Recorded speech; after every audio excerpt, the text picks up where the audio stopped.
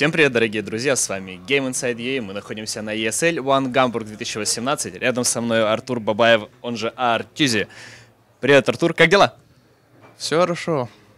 Я могу чуть-чуть русский говорить, но я не много, so everything is well. Everything is well, okay. Yeah. You just have an autograph session? Yep. Yep, How true. it was? It was actually very good. Although a bit too early for me, I didn't have my coffee as well, but there were a lot of fans and very nice fans, so it was just a reminder that we have a lot of people cheering for us. Was there somebody special? Maybe some unique guest or something? Maybe somebody who do you remember? There was a few people I remember, like I saw it at the airport that we signed earlier, and but yeah, not really anyone significant. Okay, in general, you're very, very popular, like, among all the esports, but for now, did you have, like, in general, any, like, specific fan, maybe somebody who was very, very unusual among all the others? Honestly, not really. Just some people show their appreciation, like, you know, maybe someone likes me the same, but some people are very loud about it, or very quiet about it, or yeah. Fans in Dota are generally very nice. I haven't had any bad or very awkward experiences. Did you receive some presents from your fans? I got a little gift from a girl. It's a little pin. It's like a cat or something. It's pretty cute. Oh. Yeah. Okay, good. Let's summarize your result at this event. So, what can you say about your performance and performance of your team? I think I played individually pretty terrible to my own standard. Although I think it's deserved, I didn't really train that hard for this tournament. I was feeling kind of unmotivated because I was struggling to find the motivation for this patch. It felt like every hero that I played at TI was nerfed like crazy. Like for 3 patches in a row, all the heroes that I played at TI, I think I actually looked at the list. About like 8 of my heroes that I played at TI were just nerfed, and nothing was buffed. So I didn't feel like it was kind of fair. So it was very kind of immature of me. So I was just hoping a new patch would come before this tournament of buffs and stuff, but it didn't really happen. So losing the tournament kind of made me realize that it motivated me to lose, but I wish we didn't have to lose for me to be motivated, so it's like my flaw. But as soon as we lost, I just kind of reignited the fire inside. I just played like 13 hours of pubs yesterday. I'm probably going to play as much as I can today as well, because I don't know, I don't like losing. And sometimes nobody likes losing, but sometimes when you lose, you're like, well, this fucking sucks. Like, I could have done a lot more. So I'm just trying to, when I reflect on a tournament, I want to be able to say that I tried my best. And for this tournament, I feel like I disappointed my team because I definitely did not try as hard as I could. I was very lazy about this tournament. And I also got very sick before. I was, for like 8 days, I had a very serious case of strep throat. And I think that maybe played a part in how bad I played. But, yeah. Never mind. What changes do you expect from next patch? Well, as a base, I believe that. What should be changed? Yep. I think a lot of heroes should be buffed. I don't feel like it's a good step for Dota to nerf every hero, like nerf the popular heroes, because then I think the pool right now, for example, the carry pool is about like 6 heroes. So like 4 of them get banned, and then both teams are fighting for the last 2, because there's not that much like picking this. For example, a Phantom Assassin is not good. Even if it counters every hero in the game, the hero himself is not strong enough to win a game, as opposed to PL. Even if PL is countered, he can play around the counters, but there's like these PAs and Juggernauts, they're not very effective. Like, they can do one thing in the game and that's it. And as opposed to PL can do a bunch of things. Even if the sad thing is the nerfed PL is still better than every other carry. Ultimate counter hero for PL. The ultimate counter? Probably Shaker, but even then Shaker, it's just... Still, he controls it, he's not killing it. Yeah, exactly. There are not that many answers to some hard PL. You need a lot of counters, and then he also has a team, and your team is countering this PL that will still do effective damage in fights, so... Yeah. So there is always a flow in the draft against PL, right? Yeah, there are those kinds of heroes are why Phantom Assassin and why Juggernaut, those heroes will never be as good as PL. That's why I think it's more effective for, which I think it's going to happen. I think all those heroes will get buffed. It's just a matter of time, I hope. Because I think nerfing PL again is not going to help. You have to buff something else. Unless they kill PL, like they make him have like 2 less armor level 1, then he might die. But I'm not sure. Okay, good. Top 3 heroes, top 3 underrated heroes of this patch. Underrated? Underrated. Yep. I think Arc Warden is pretty underrated. I think,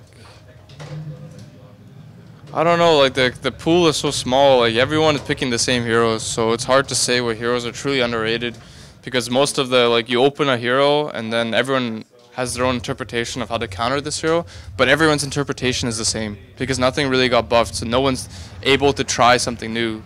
So I'm not sure exactly what counter, like what is underrated. Okay, you know, I've got a last question about drafts, and there are in a pool many like agility heroes, like Phantom Lance, Terrorblade, Luna, for example. Why there no one picking like heroes like Elder Titan for them? Because it's like a counter.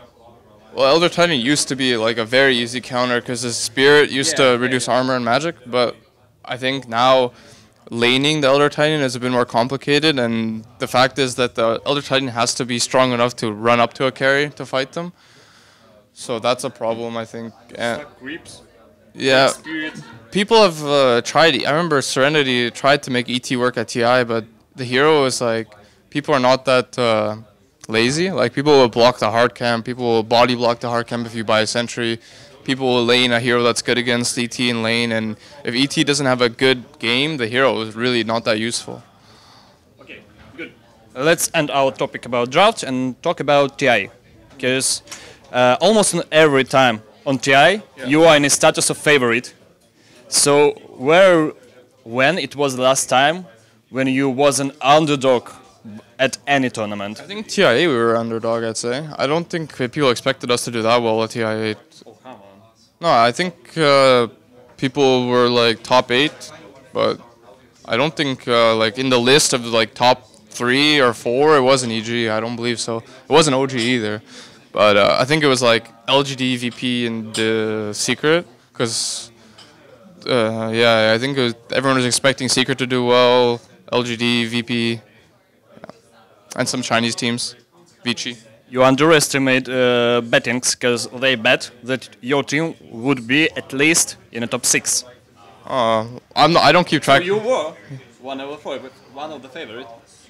Yeah, I guess so. Just that didn't like it. I guess it's a good feeling because we didn't feel like pressure or anything. We kind of just played the game, and like, for example, if we're playing against VP or Liquid, we didn't.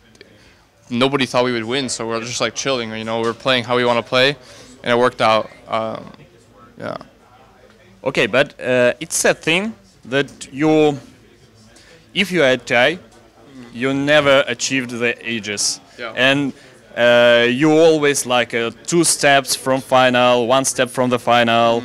And how it like kicks your moral, how it kicks your mentality and, you know, like hunger to victory. I don't know. I don't really think about it that much. I thought about it at TI7, and I think that was why we lost. Part of the reason. I think we were all trying to win. We were not trying to win. We were trying not to lose, and that's like a very bad mentality. Like, the difference of like TI8 and TI7 for us is like we were thinking about how to like win the game. We're not thinking about how to not lose. So yeah, I mean, I don't really think about, when I feel confident, I will never think about like these external things. I just play, and I'll do what I can to win our team will do what we can to win the game, but we'll never think about losing or winning.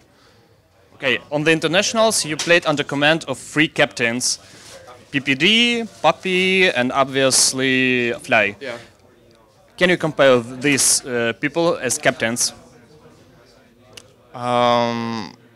Well, when I played with PPD at TI4, it was kind of like it was very relaxing because I just kind of like I said I want to play Razor in this game. He picked me Razor, and like we helped each other develop strategies too. So I guess I was kind of like a co-captain because it like mattered. Like the team played around me, so what I wanted to do was what PPD wanted to do.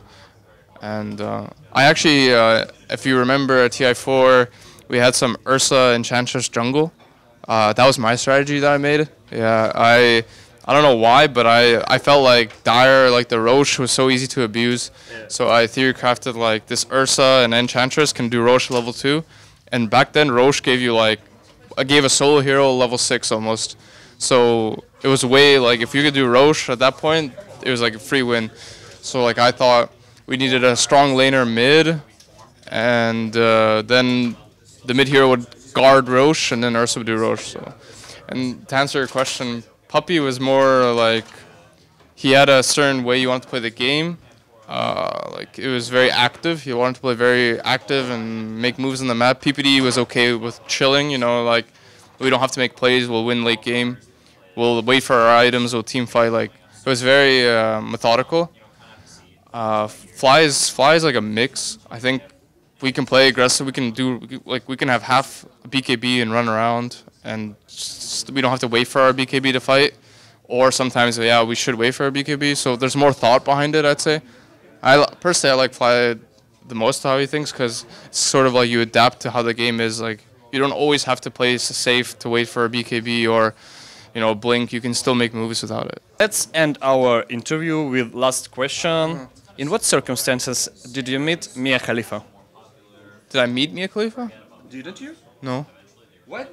But she, if I'm not mistaken, wish you luck at one of TIs. Yeah, it was just a tweet. I don't know. It was just a joke? Yeah. It was just a random tweet. I never met her or anything. Ah, okay. It was a very hyped question, but you destroyed it. Sorry. Okay. Your last words to your fans in CIS and anybody you want. Of course, shout out to the sponsors that are supporting EG, and shout out to the fans here.